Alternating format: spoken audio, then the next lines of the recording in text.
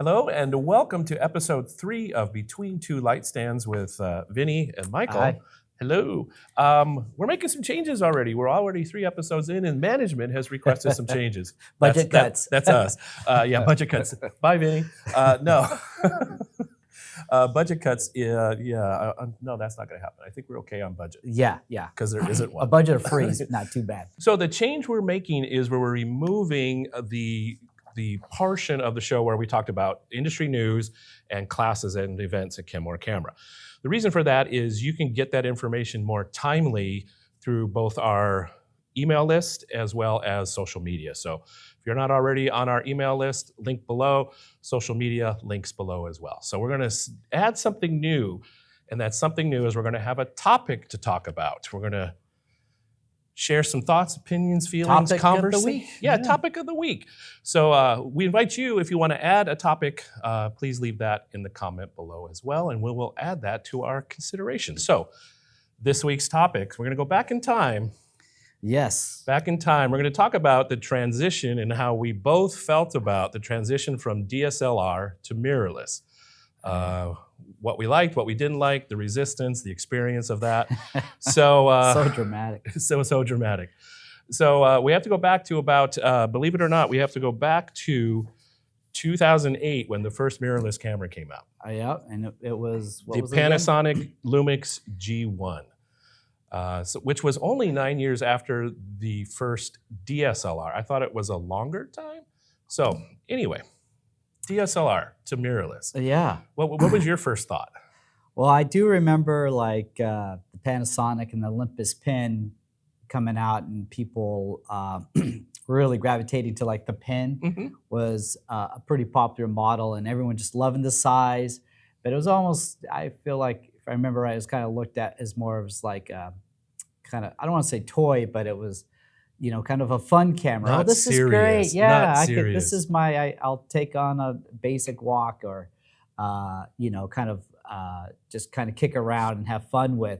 I remember being on shoots like out in the Palouse and doing a photo shoot out there, and just with a few different photographers, and we all had our DSLRs, and then one person had the Olympus pen. They still had their DSLR, but they were doing all the casual stuff with the mirrorless. So yeah, my initial thoughts were just kind of like a more or less kind of a secondary camera. As you were talking about that, the size and it's not a serious camera, I had a thought. Yeah. I think sometimes when we're making art, we feel like we have to suffer, like we have to carry heavy things, Yeah. or we're not serious unless there's some pain involved. Yeah. And I just find that fascinating. I know sometimes I do that too, you know, Mhm. but It's got to, it's got to be big and heavy, and the heavy tripod, the heavy lens is going to make everything yeah, sharper and better. yeah, maybe. Yeah. I know for me, when there was the first time I was really aware of mirrorless, because I worked in the camera industry, was an article written by Trey Ratcliffe. It was I have notes on that. It was written in 2012. And the article was called DSLRs are a dying breed. And I remember reading that article and thinking, no way. I don't like this change. I don't want this change. I had a D600. It was full frame. I had just got. I was really excited. Like, no more change. Yeah. And I'm thinking, there is no stinking way I'm going to do this ever. Then Fujifilm came out with the X series cameras, and I got an XT1 And then never looked back. Never looked back. And I remember getting it kind of like a lot of people did, I think, because it was smaller and lighter. It was less expensive too. But the thing I ended up loving the most, was the exposure preview. Yeah. So even in manual exposure, you can see how bright the photo was going to be before you clicked. So you can make a creative decision, not just based on a light meter. That was big for me too. Yeah. That, and I think the initial, like when the mirrorless was starting to take off, and then more brands were introducing the new mounts and everything, the Canon and Nikons and stuff. And Sony's kind of was already there, but the other thing was the ability to really take advantage of manual focus, you know, using peaking, using the magnify to focus.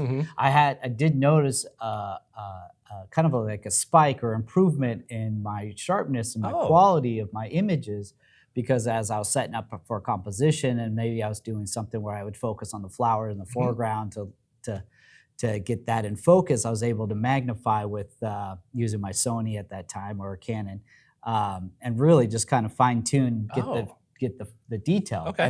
and then take the shot. Which on a DSLR, you're really just looking off a mirror through a pen and prism, and you know, you're relying on a dot. What you see is what you get. Yeah. So But it's tiny. and to be fair, I do remember the 5Ds having that, like a live view magnified and doing that. But yeah, so the magnify with the mirrorless was a pretty big deal. That's where I started thinking like, oh wow, you could really take advantage of this. I just don't do manual focus anymore. My eyes are too not good. Yeah, I can get pretty lazy now. I just use auto, but sometimes. And it's gotten so good. At first, it was so terrible. The yeah. autofocus on mirrorless was painfully slow. Yeah, it was. But now it's pretty clever. It's pretty smart. Oh, so smart. It's tracking Vinny's eye right now on this video. So yeah, I'm sure. So Vinny's the point of focus, literally, in this video. Let's see. What was for you harder, going from film to digital DSLR, or from DSLR to mirrorless? If I remember right, it's probably film to digital. Okay. Mirrorless, I was already somewhat comfortable, because going back to like some of the later DSLRs had the live view. You could do certain things to kind of mimic what mirrorless camera could do. But yeah, to not really to go from a dependable medium of like, 24, 36 exposures, and kind of already have a grasp of like knowing what a slide can do, its range and acceptance of like exposure correction, to where digital was a little less forgiving. So I think I had a harder time, the early digital SLRs, adapting to where film. But I would say like the DSLRs, that generation with early software really opened up the ability to experiment with like editing, correcting, and HDR, and so there was a lot of more. I think there was some good excitement with DSLRs, and I think that's what people really enjoyed.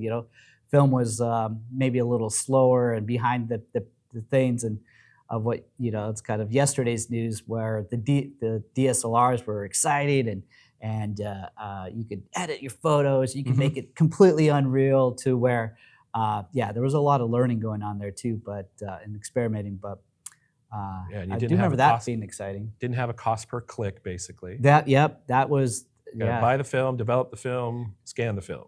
That was now you just click and put the memory card in, and instant, there it is. Yep.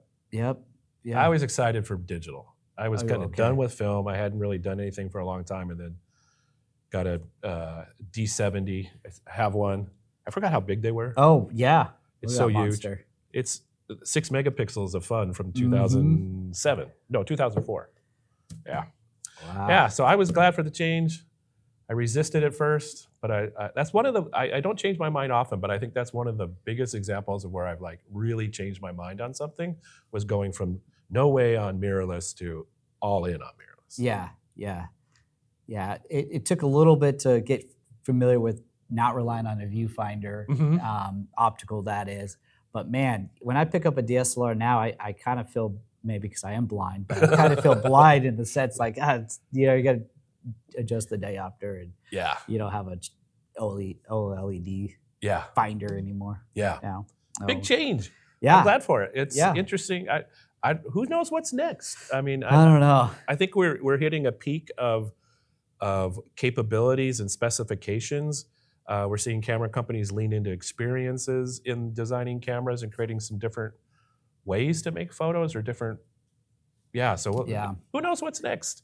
Who's going to write the next mirrorless Are Dead article? Yeah, who's going to come or a dying breed out of the shadows and give you the epic new camera? Yeah, let us know your thoughts. What do you think it might be next in cameras, or how was your transition, if you made it from DSLR to mirrorless, or from film to digital?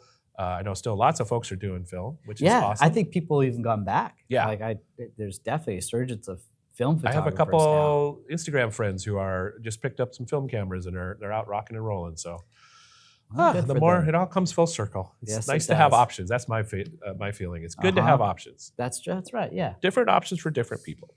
All right, so that's our first topic. Let us know what you think. If you have topic suggestions, send them our way in the comments down below. I always point below because I figure the comments are down there. You can figure all They're that right out. down there. And They're right editing down there. and stuff. Yeah. There we go. All right.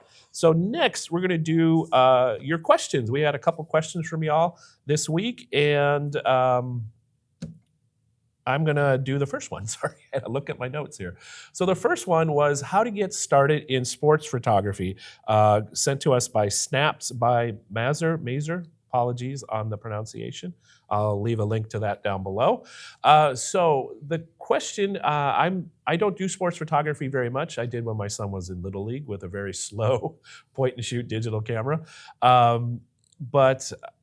So I asked a couple friends I have on social media, and then there are customers here too, what do you have for suggestions? And one got back to me in time, Eric Hiller. I'll leave his Instagram link down below as well. He does a lot of photography. He's got this cool internship where he gets to go to different pro leagues and do some photography. I know he goes to the Mariner games and such. So here's his suggestions, and I'll paraphrase a bit and probably add my own thoughts. So the first thing he suggested was to get to know the sport you're going to photograph. That makes sense. Know the rules, know the timing, know the pacing, know where action might happen. Just be aware of the rhythms of the sport. Because it's really easy to jump into gear first. Yeah. Like, oh, I got to buy this lens, I got to do this, I need this camera. And that's important.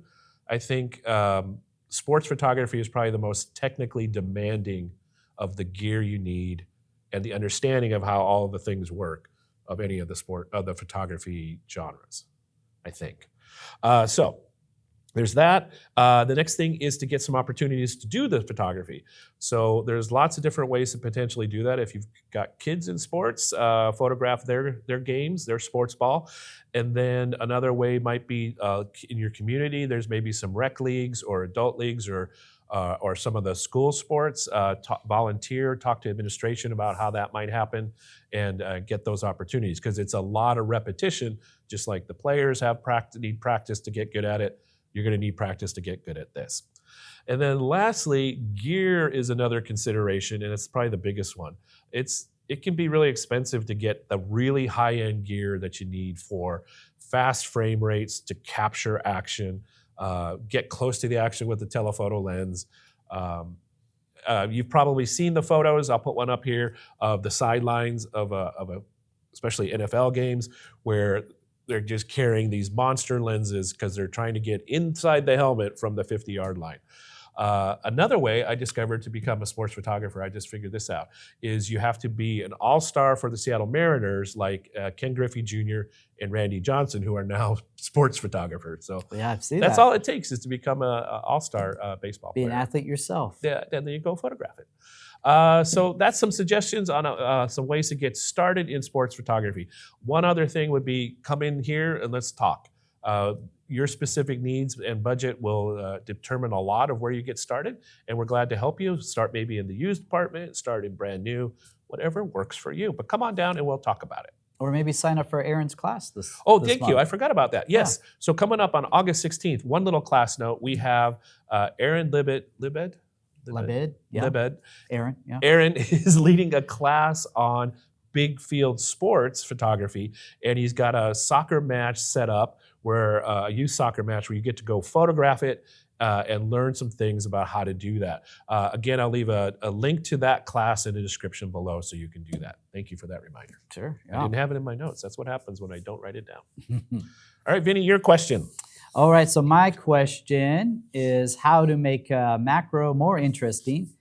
It feels easy to say macro is boring next to landscape. This is by @LittleMermaid. And I do enjoy doing macro photography myself.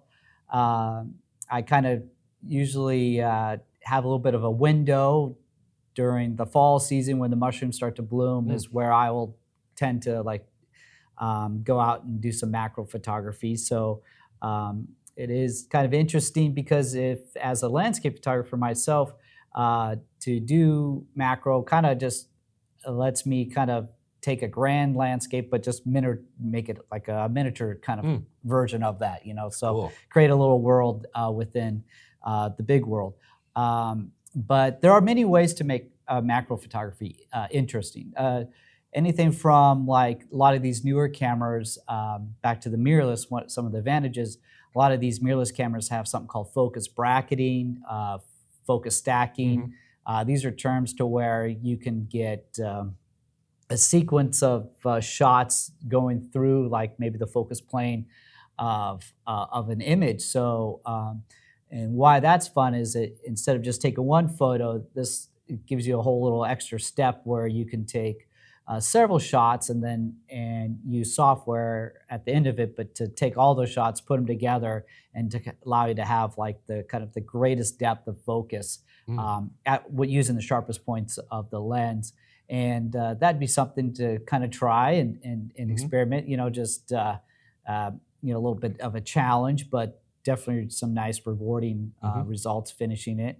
The other thing I like to do with macro is I'll actually do some macro stuff when I don't have an opportunity to do some landscape. Maybe it's just not the right weather. And then I'll just kind of do stuff where one of my favorite things to do, or something I'll do to have fun with, is do some stuff inside, anywhere from photographing ice cubes to maybe have some plants in the house, some of the leaves in there, as well as not to get too involved in it, but a fun thing to try is you get kind of like a little glass pan that's only about that thick. You fill it with water, and then you put some olive oil on top, and then you put the camera right above it, and then you can kind of focus right on the olive oil. And you can kind of put underneath the pan, if you want to make sure it's like transparent, you can put like that's something tie dye the first time. something that colorful underneath it. And as you focus on the oil, and you can kind of just spin the water around, you can get some really cool bubble effects. And that's another thing to kind of experiment, and play with. I'll send you some images, and you can pop it up above.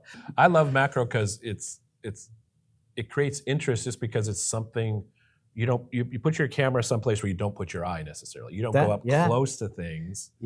And so you get this different experience, and it just changes everything. And you can do it almost any time.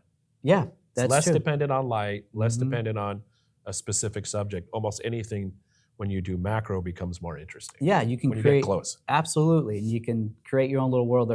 During COVID, I had a little aquarium, and I had snails in there, and I created a whole little miniature, like put some moss in there and some dirt and stuff, and then I had my my lens set up, and I had lights, and I had my own little snail world, and I just kind of used a spray bottle, and I just waited for the snails to move, and then they started stretching out, and those were my opportunities to take photos. So there's that's clever. Some cool things you can do with macro. That's really clever. I like that. I have to remember that. Snails. Snail World. I like Snail that. World. Yep. Snail World. I gave them names and everything. It's just right next to Disneyland. Yeah. Snail World. They were my pets for the week. That's fun. No snails were harmed. Okay. The shooting. No escargot. Yeah, they all got put back outside the garden. Nice. All right, that's our questions. Again, as always, if you have a question you'd like to ask us and get answered, we will be glad to do that. Please comment down below, and we'll answer that question. All right, that's the question segment. Now we're moving on to the tips segment, and I'm going to get to start that. And my tip is about tripods. So oftentimes when you're doing tripod photography, what happens is the photo isn't as sharp as you think. And probably the reason for that is when your camera's on a tripod, when you push the shutter button, you still create just a little bit of motion, tiny bit of vibration in the photo. So what I do, because I'm cheap, lazy, and don't want to remember one more thing when I'm out doing tripod photography, is use the self-timer. So when you set the self-timer, you push the button, and then you just wait for the self-timer. I usually choose the 2-second one so I don't have to wait as long. So the camera will settle after you push the button, and then it'll get you the sharpest photo you can get that way. So that's my trick. My tip is self-timer when you're on a tripod. That's good. That's really helpful. Mine's pretty basic. I think maybe most of you might know this already, but if not, just throwing this out there, like one of the things you can kind of think about if you're dealing with maybe potentially blurry photos with the telephoto lens. The kind of the rule of thumb, the 10 and 2 when you're driving type of approach is just try to see how close or how well you can match the shutter speed to your focal length or to your whatever millimeter your lens is. So for example, if I have a 70 to 300 millimeter lens on my camera and I'm taking photos, but I'm still getting at the 300, I'm still getting kind of a blur there or getting a blur, look and see what your shutter speed was. And if your camera says it's 1/60, well, that's generally just a little too slow to give you a sharp photo. So, with trial and Because error, the camera moved just a teeny bit. just enough to, Yeah. the sensitivity of that high number is enough to show the movement and the blur. So the rule of thumb is, so maybe see what you can do to make your shutter speed 1/300 or one, it doesn't have to be exact, but get it closer, just kind of lean it towards whatever that focal length is on your lens, that millimeter. And maybe change your ISO, get a little higher or whatever you're comfortable to get it there. But that's just a basic rule of thumb. If you have a 600 millimeter lens, it's kind of the ideal situations to make sure your shutter speed is somewhat close to 600 or go that direction. So that's my tip of the week. Because you can't fix blurry. No, you cannot. Yep. If it's a little too Maybe dark. that next generation of cameras. you get. I don't know if I want that. I'm going to resist that too. And then I'll change my mind. Who knows? That's all right. Yeah. Who knows? All right. Well, that's Cool. your tip. Thank you. Yeah. And you get to do the outro. Oh, yes. Well, thank you for watching our third episode. And please, check our socials for upcoming things and just what's going on. Like and subscribe, all that good stuff. And shoot us some comments. Come into the store, say hi. Yep. And enjoy your week and go take some photos. Thank you. Thanks. Bye.